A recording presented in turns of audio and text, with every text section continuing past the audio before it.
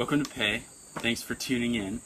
Yeah, we just wanted to run through our patented 9-hole method for our post-literacy program. The post-literacy program actually kind of starts with, in our literacy program, obviously we're not letting anybody go through our post-literacy program unless they've actually been through literacy. When we distribute all of our primers and stuff, like we'll actually distribute the first part, the boon of our post-literacy program with that. These are our bookmarks. We use these to track an individual's progress through the ranks all the way up. We have 7 animal levels here in our bookmark. It starts down here at a snail and moves all the way up through Tarangao.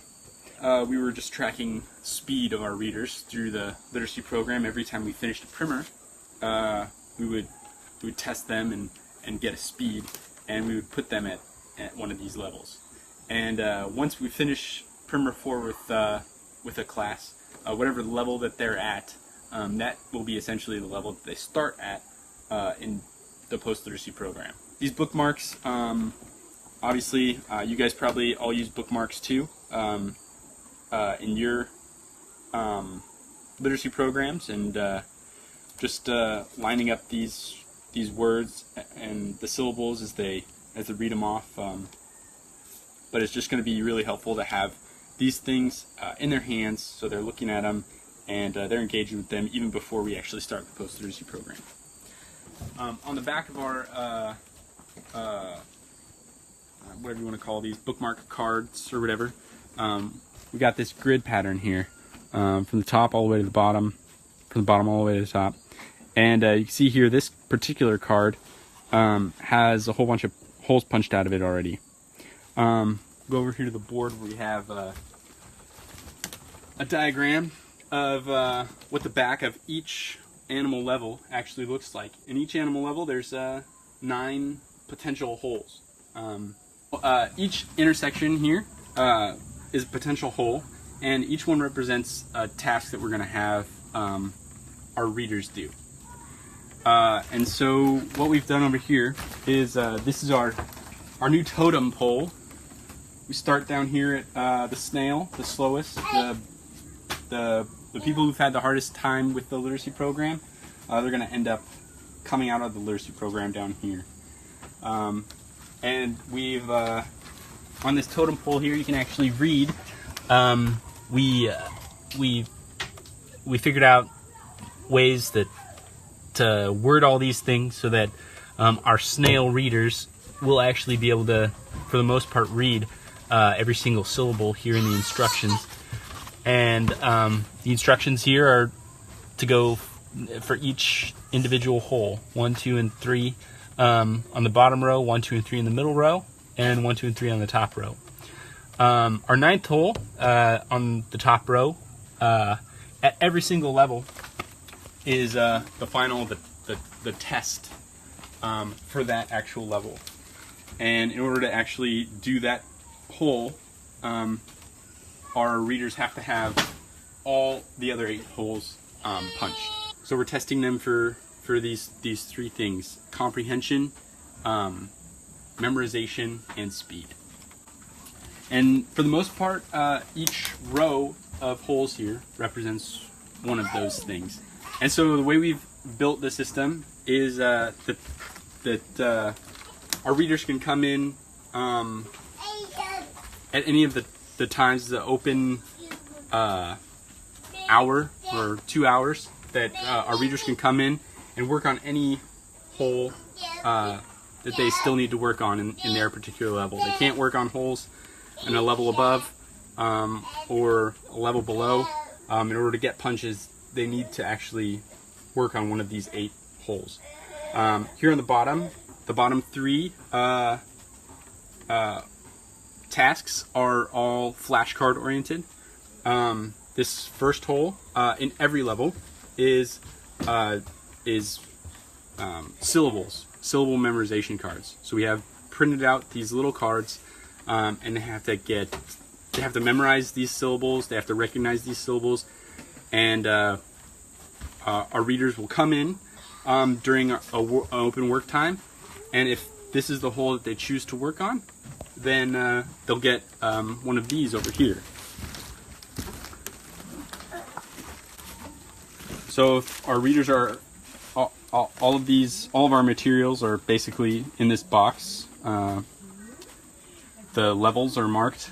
So they'd come to a teacher, and the teacher would ask them which hole that they wanted to work on, and the teacher would give them the bag that they need in order to complete that hole.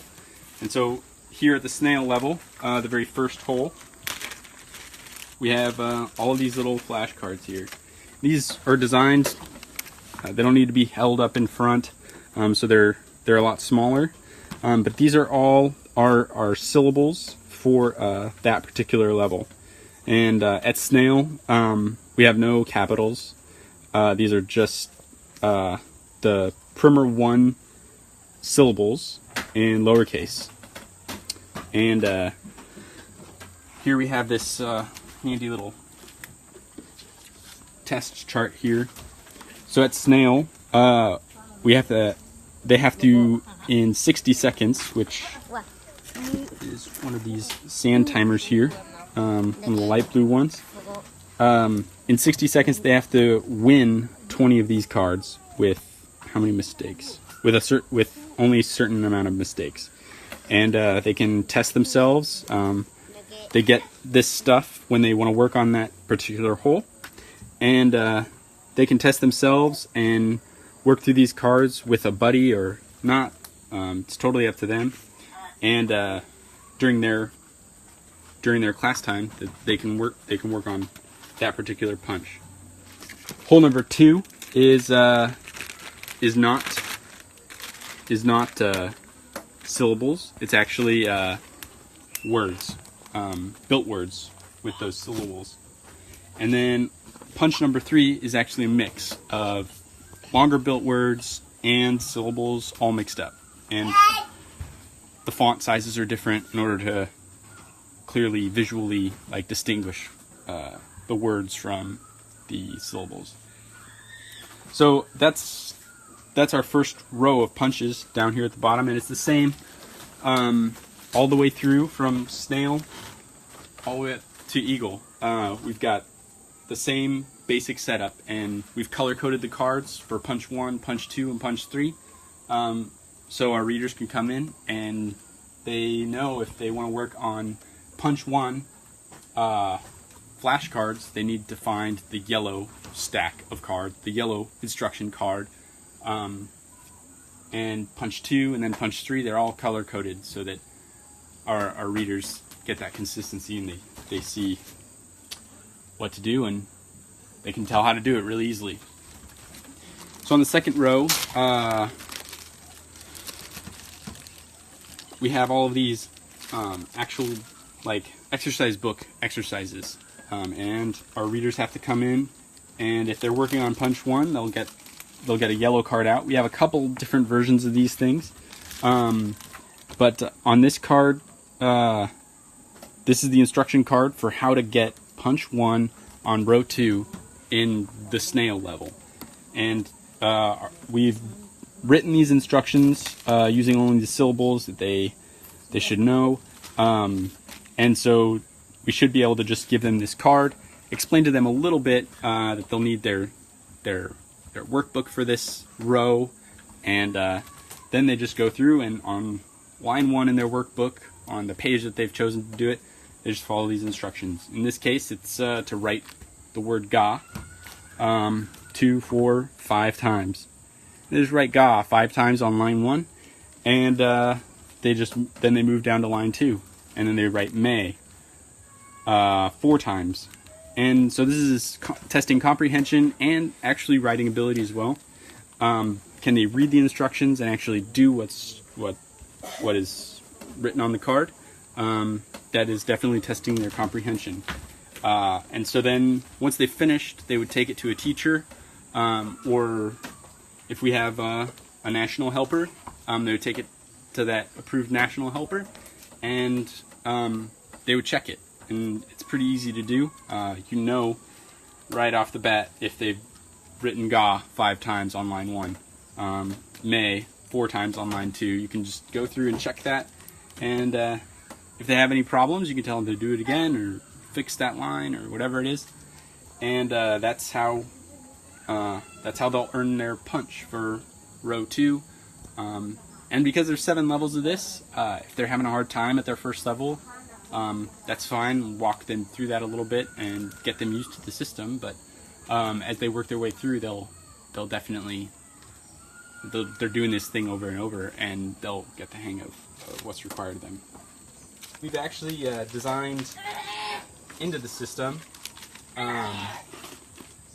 some pretty cool little things. Down here on snail and lizard and rat, it's pretty much just with a line 2, the writing sections. It's pretty much a lot of like repetition, a lot of just comprehension of reading the instructions and following those instructions in your exercise book. But up here in chicken and pig and bird and eagle, up in these levels, we actually have our students, they're usually able to write longer stories. And so those are the instructions here that we've given our higher levels. And they can actually write stories.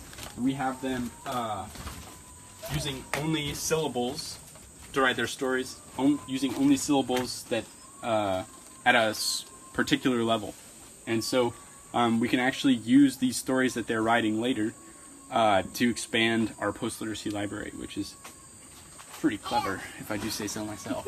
Yeah, and then there's some, what do you say, like bragging rights to anybody who gets their stories that they wrote printed up and put in the post-literacy library.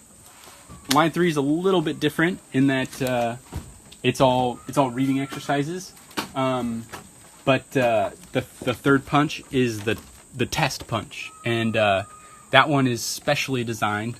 For the first 2, we built a post-literacy library, and that's these guys here. You can see they're all color-coded. Yellow books are punch 1 books. These red or pink ones, they're punch 2 books. And we don't have any punch 3 books because those are the test cards. And we don't let the students read the test cards. That's for teachers only. I'll walk you through that here in a sec. But for this last row of punches, they'd have to come over to the totem pole and they'd have to read how many books, what is required of them in order to earn that first punch. So punch chicken, they know they're a chicken. Punch 1, they'd have to read 3 of the yellow books. And once they read 3 of the yellow books, then they've earned punch 1. But there's a little trick. Here is a snail yellow book, and we give these to our readers who are working on this particular punch, and they'll go through and they'll read the book, and it's a graded reader, just like we're only using the syllables that they should know at that particular level, and we've written these stories, and then if they read the story and they comprehend the story, at the very end we have these comprehension questions, and they have to answer all these comprehension questions correctly in order to earn that particular earn credit for that particular book. And these are designed in such a way that they can do 1, maybe 2 books. They should be able to get just about their whole punch if they're studious in a day. And so that's, if they're slower, obviously it takes longer, but it really doesn't take a whole lot of, there's not a lot of record keeping. All of the record keeping is really on these punch cards. So these have the students' names on them, and you can see at a glance where a student is in their level on any given day. So it's an open format. There's not, everybody is doing their own work, and so when a student comes in, there's not like a teacher standing up in front and doing all this stuff. The students know exactly what they need to do, and they come to the teacher and ask for the materials and sit at their desks during post-literacy time and do their work to earn their punches. Okay, so the test cards are pretty sweet. They're these blue cards, and we don't give these out. These are just for the teachers to hang on to, and you can see here, this is for the last hole. So our national helpers, just at a glance, they know the blue cards, and we got this little situation here. Now we're actually we're gonna test that speed and comprehension, all of it on this particular test card. And so we built this story. The stories on all the test cards are built specifically to be read in 1 minute. So we've gone through and figured out what kind of words per minute people should be getting all the way up through Eagle. And at Eagle, I think it's like 75 or 80 words a minute or something like that. And so at Eagle, we have an 80-word story. At Snail, we have this many word story. I don't know what that is. We built in a little bit of buffer with the title. We can either count those 2 words or not, but that's essentially, that's how the test card works. We can just have a national helper flip one of these sand timers and say go. And our snail level test candidate, like, he'll read the card, and if he can read it, the whole thing by the time the sand timer goes out, awesome. Then he has to answer these questions, and these are some instructions for our teacher or for our national helper. And the comprehension questions, if they answer all those correctly, then they get a hole. They get their punch, and then they would start getting punches the next day at the next level up. If they can't answer those questions, we did a couple of these so that they can get another story and they're not already like prepped for the test. So that's essentially, that's how the program works. It's pretty much the same thing at every single level. By the time a student wins 2 or 3 levels, they should know exactly what to do, how to do it, and then how to get punches, you know. And we got our guys pretty amped on getting punches, and we just punched their hole in their card, and yep, this is their new pissin, their new totem. And so then I think that's it. That's how the program works. And did I miss anything?